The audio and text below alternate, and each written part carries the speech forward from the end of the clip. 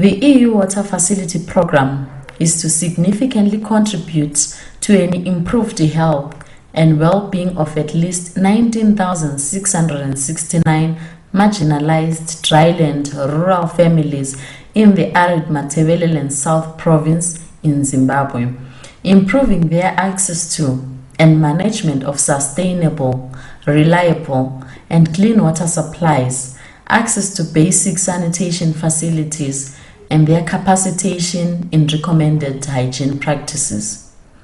The action targets 20 rural wards in Gwanda district of Matabeleland South Province. This area targeted lies within the agroecological region 4 and 5 of Zimbabwe and is one of Zimbabwe's most arid zones. Its characteristics are low and erratic rainfall. These wards comprise some of the most needy and vulnerable areas of Zimbabwe. This we say because these people have no access to clean, safe water as boreholes are defunct and no new water supplies are developed.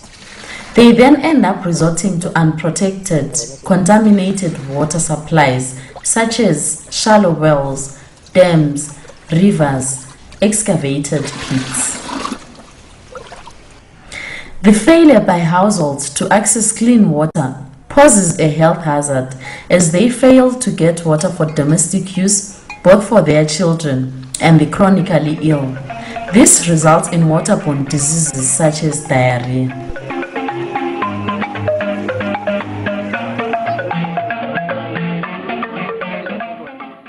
Gwanda district falls in agroecological region 4 and 5 in the north and southern part respectively.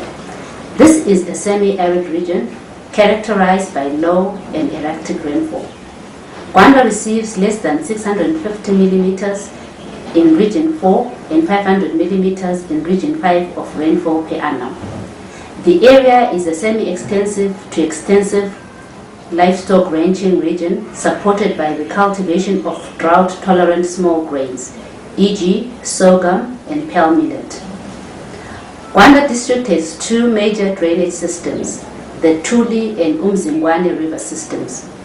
The Tuli and Umzingwane river systems drain into Shashe and in Limpopo rivers respectively. Umzingwane river is fed by Umchabezi and Insiza rivers, while Tuli tributary is Mchabezi river.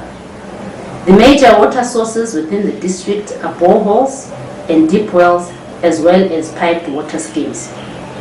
According to DDF records, there are about 608 boreholes within the district. Of the 608 boreholes, 288 are functional, 132 need rehabilitation, 108 need repair, and 80 have dried up. The district also has deep wells. Of the 561 deep wells in the district, 261 are functional, 184 need rehabilitation, 116 need repair, and 58 have dried up. This gives a total of 1,089 boreholes and deep wells within the district. The district also has 18 piped water schemes. Of the 18 piped water schemes, 6 are functional, 8 need rehabilitation, and 4 require repair. In terms of provision of water, the district has a number of challenges. Number one challenge is low yield during the dry season. The second challenge is of the water quality. Some functional boreholes are shunned by communities because of the unpleasant taste of the water. In some areas, people opt to travel long distances in order to access palatable water. The other challenge faced in the district is that most schools and clinics have no water sources within their boundaries, but share water sources with the community. When the water source breaks down, repairing it is also a challenge. School children end up fetching water from unprotected sources, thereby increasing chances of acquiring waterborne diseases such as cholera, diarrhea, and dysentery. In clinics, patients provide water for the clinic, and water is provided from different sources using containers that may have been contaminated, thereby increasing infections in clinics. Sanitation coverage in the district is about 46%, which is very low.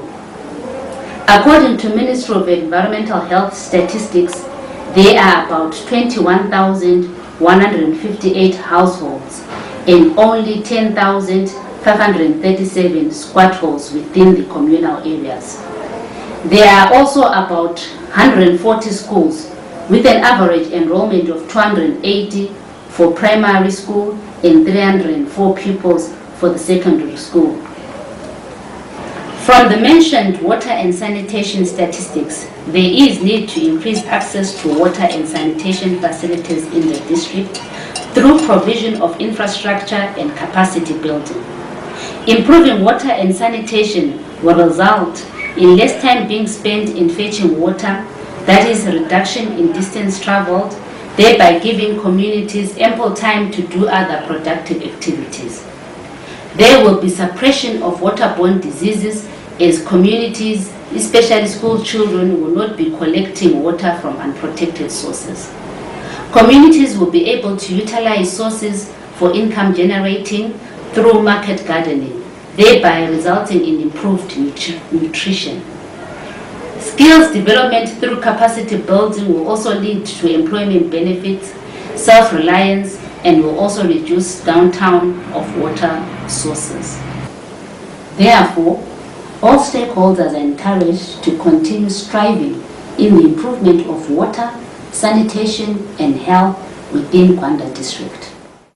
Ibizo lami nguFiona Mloja, bemfunda eSibona Secondary School, leminyaka engu-17. Okwakhathesi ngihlezi ekhaya, ngimelele ama-results ukuthi aphume. Isigaba esihlala kiso eGwanda, indawo ehomileyo kakhulu, ukuthi akulazulu. Njalo amanzi sithola endaweni ezikhatshana. Kwezinye indawo sizenza ukuthi sigebhe echebechebeni ukuze sithole amanzi okunatha. Iningi lethu ama-youth nxa beqeda isikole vele kabahlali ekhaya. Ngenxa yokuthi kuyabe kungela nto ababengayenza ekhaya. Njengoba khathesi ngaze bahlali ekhaya, kuyabe kungela nto abangayenza ngoba akulazulu.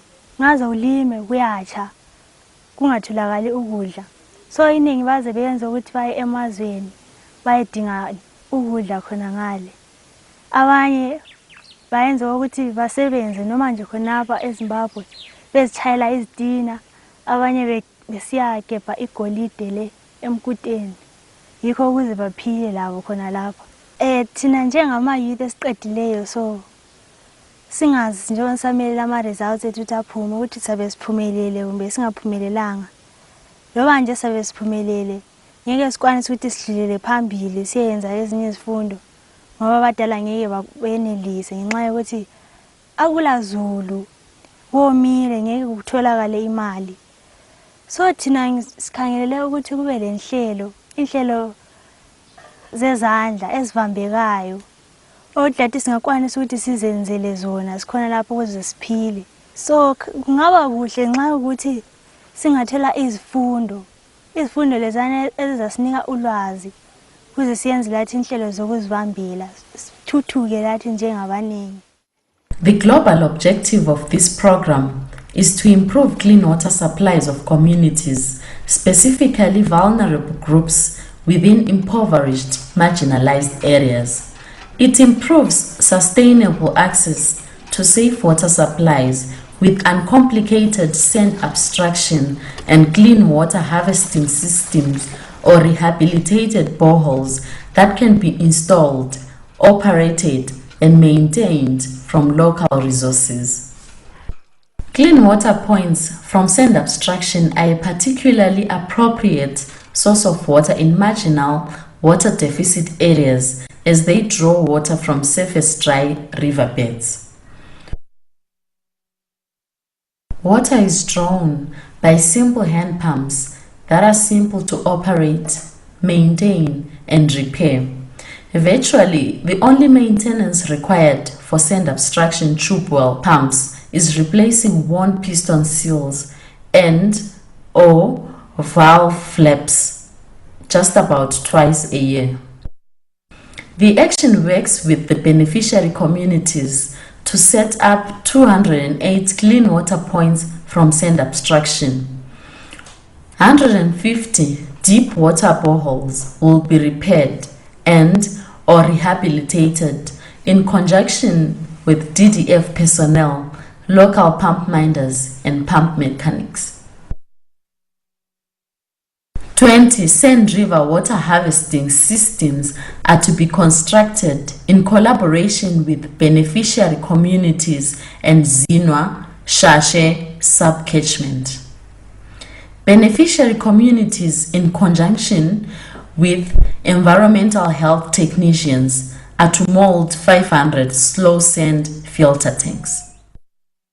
Clean water supplies and proper sanitation is imperative in achieving good health and hygiene. People need to follow the proper sanitation standards for their well-being.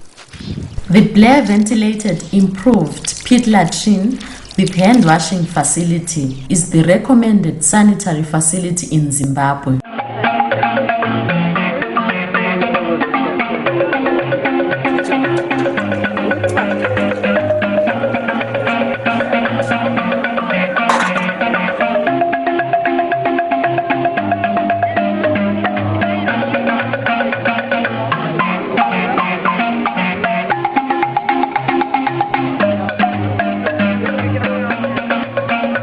The action gears around mobilizing and strengthening the local capacities for water development, sanitation, and hygiene.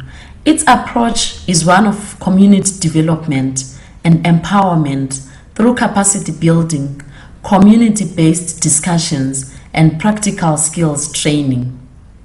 The leadership is strengthened. Water committees are created and guided. Local builders are trained, health promoters are intensively trained and equipped. Health and sanitation clubs are also created and guided. The training focuses on practical skills and also brings in important elements of community development, project management, gender, and HIV and AIDS. In local government staff, 20 environmental health technicians will receive a one-week orientation on public health and hygiene education and facilitation of health and sanitation clubs. 60 local builders will be trained in clean water point construction, pump installation service, and maintenance. Another 60 will be trained in latrine building. 280 health promoters will receive an in-depth training on hygiene promotion. 20 ward-based pump minders will be trained in borehole, pump service and maintenance. And 3,080 community leaders, water point management committee members, sanitation committee members, and health club members will receive training in leadership for project management. This will ensure that communities are fully equipped and can manage their own water points, sanitation facilities, and hygiene promotion effectively without continuous outside assistance. Sand abstraction and water harvesting installations are closely coordinated with government institutions. For river catchment, environmental protection, and agricultural extension. For borehole rehabilitation, the action collaborates with the District Development Fund. For sanitation and hygiene, the action works with the Ministry of Health staff to give participatory health and hygiene education.